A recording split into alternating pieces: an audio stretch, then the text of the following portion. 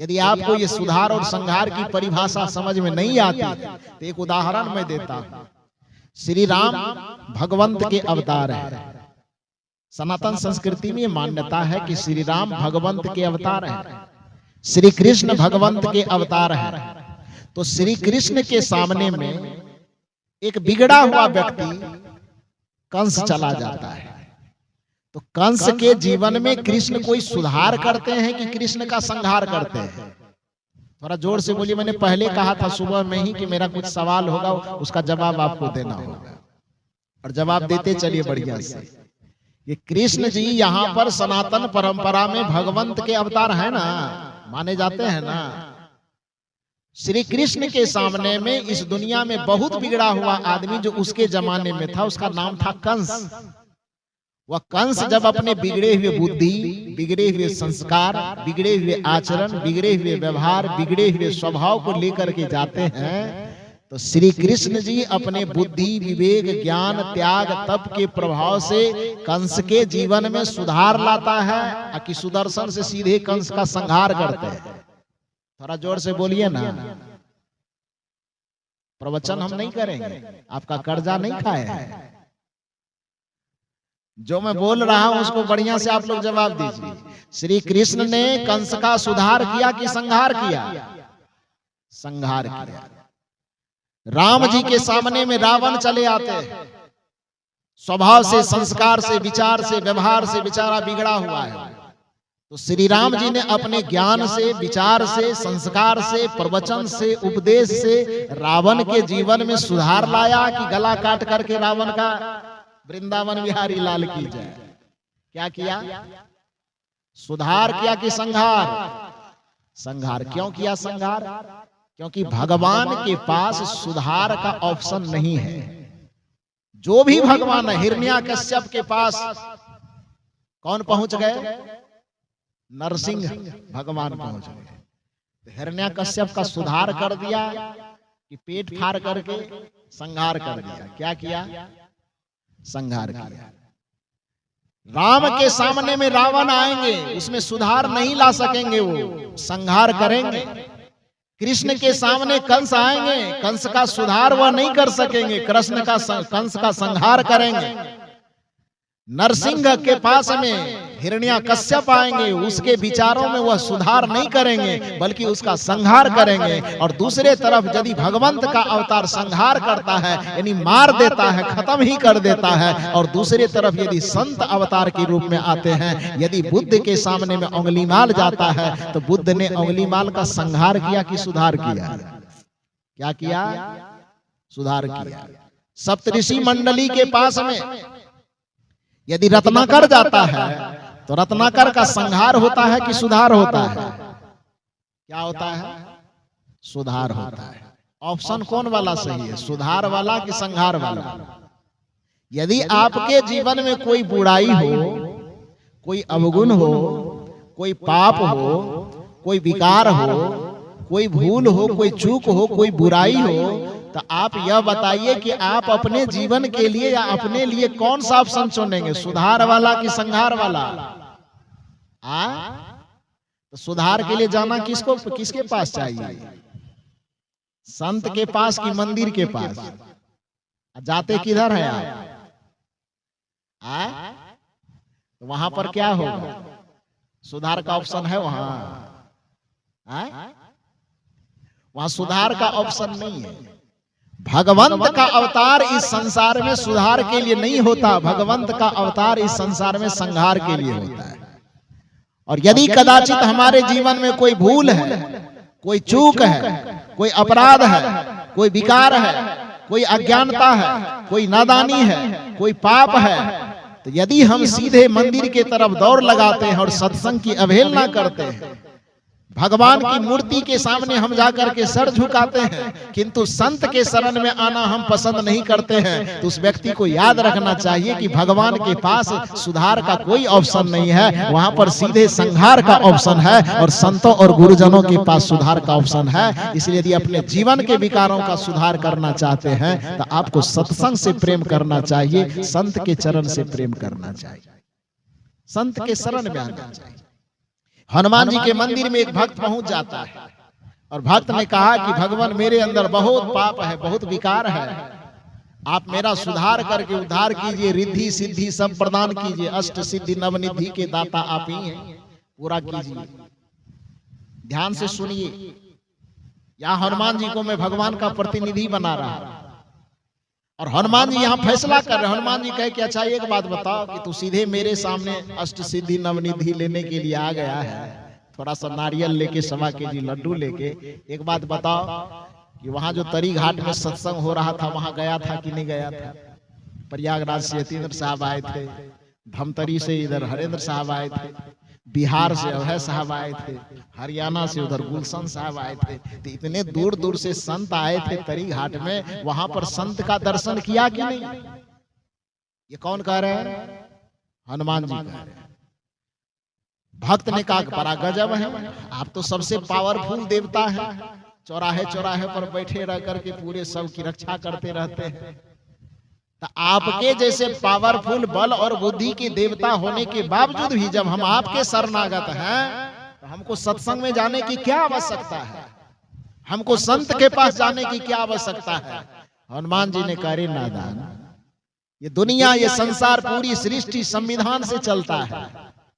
जब तक संविधान नहीं बनता तब तक कोई चाहे कितनी मनमानी कर ले, लेकिन जब एक बार संविधान का निर्माण हो जाता है तो संविधान को बनाने वाला भी उस नियम के दायरे में आ जाता है। जब तक मेरे नाम का कोई संविधान न बना होगा तब तक पता नहीं क्या हुआ होगा, वो मैं नहीं जानता, लेकिन जब से मेरे नाम का संविधान बना है मुझे भी उस संविधान के दायरे में जीवन चलाना पड़ता है।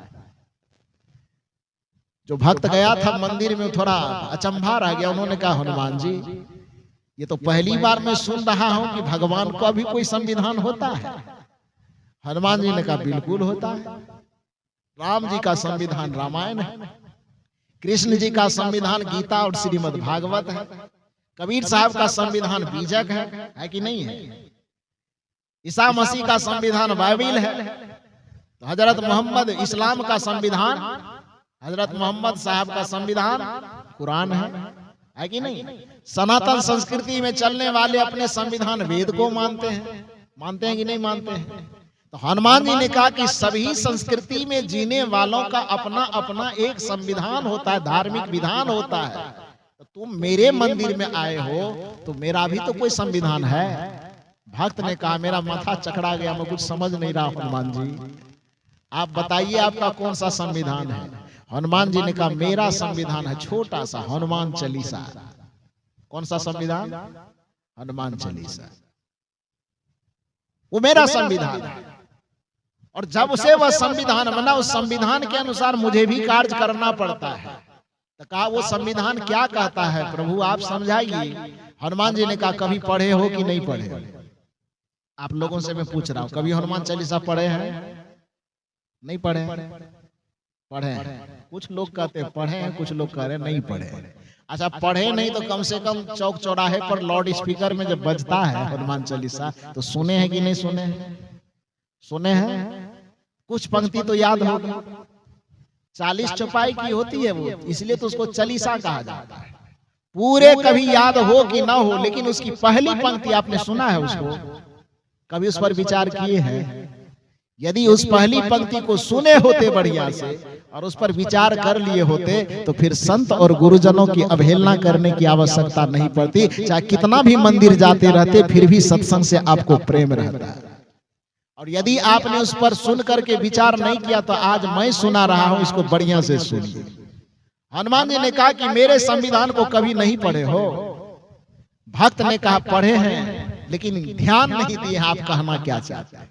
हनुमान जी ने कहा मेरे संविधान की पहली पंक्ति सुनो, श्री गुरु चरण सरोज रज निज मन मुकुर सुधार, वरनौ रघुवर विमल जसो जो दायकु फल चार, बुद्धिहीन तनु जानिके सुमिरो पवन कुमार, बल बुद्धि विद्या देहु मोहि हरहु कलेश विकार। यह हनुमान चालीसा की पंक्ति है कि नहीं? इसको किसी कबीरपंथी ने लिखा है, इसको कबीर साहब ने लिखा है, इसको हनुमान जी का कोई भक्त होगा गोस्वामी तुलसीदास जी के नाम से प्रचलित है। किसने लिखा किसी को पता नहीं, लेकिन नाम है कि गोस्वामी जी ने लिखा। मान लो कि गोस्वामी जी नहीं लिखा होगा, तो आप इस पंक्ति को देखें कि इस पंक्ति में क्या लिखा गया। श्री गुरु चरण सरोज रज। वर्णन किसका है? हनुमान चालीसा का जो वर्णन है वो किसके लिए है? हनुमान जी के लिए। लेकिन उसमें पहली वंदना जो लिखी गई है वो किसकी लिखी गई है? हनुमान जी की कि गुरु भगवान की? आए?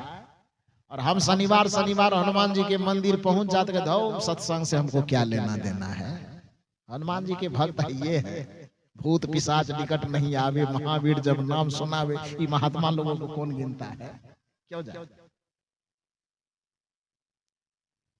जिस हनुमान जी का नाम लेने के कारण आप कहते हैं कि सत्संग और संत की क्या आवश्यकता है, वो हनुमान जी आपको सिखा रहे हैं कि मेरे दरबार में आने से पहले तुमको कहां जाके डुबकी लगाना चाहिए? श्री गुरु चरण सरोज रज। श्री सदगुरु के चरण कमल में पहुंच करके सदगुरु के चरण से, मुख से, वाणी से जो गंगा, ज्ञान की गंगा प्रवाहित होती है, पहले जाकर के वहां डुबकी लगा लो तो तुम्हें पता चलेगा कि असली मंदिर कौन है और असली भगवान कौन है।